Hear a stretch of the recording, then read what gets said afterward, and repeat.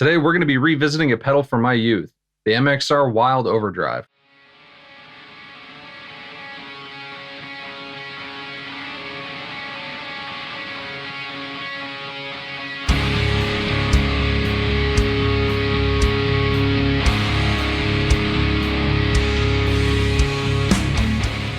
So MXR in the mid-2000s did a signature overdrive pedal with Zakk Wylde. They also did a chorus with him, and I believe a phaser. Now, I was about 13 at the time. It had just been my birthday. I had some birthday money, and I was itching to spend it. I went to Guitar Center, just wanted to get something to make some noise with, and then I saw it.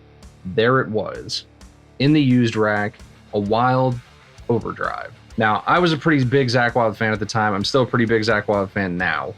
And I was sitting there going like, oh man, this pedal is going to make me sound like Zakk Wylde. I'm going to have pinch harmonics for days. Every other note's going to be a pinch harmonic. This is going to be great. Unfortunately, I didn't know how to use an overdrive. I didn't know you were supposed to use it as a boost into an already gained up amp. I didn't really understand boosting at all or what overdrives are used for in metal.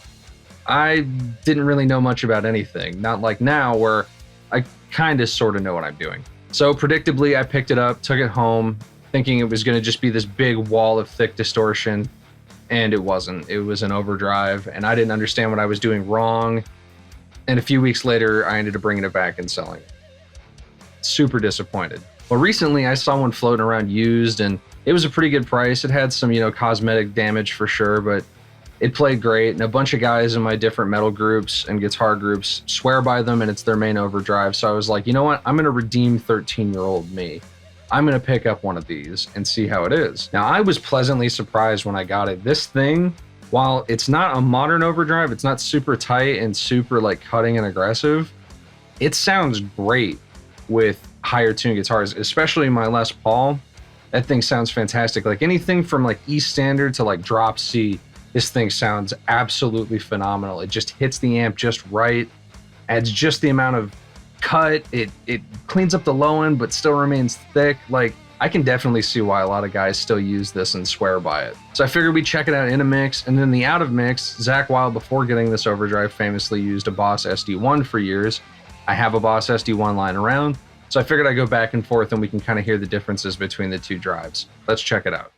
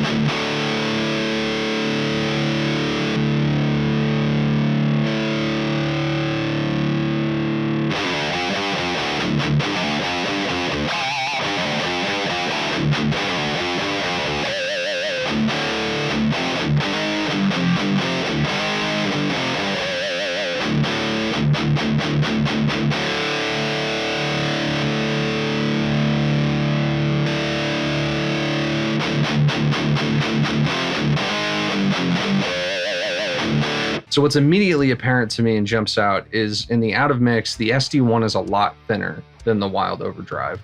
The Wylde Overdrive retains a lot of that low end. It's really chuggy and thick and saturated, and the SD1 kind of gets more top endy and takes off a lot of that low end. It almost gets harsh a bit in this higher tuning. All in all, I think I've redeemed my younger self. I'm really stoked on this overdrive. It's my favorite overdrive by far with my Les Paul, and I'm going to be using it in the future.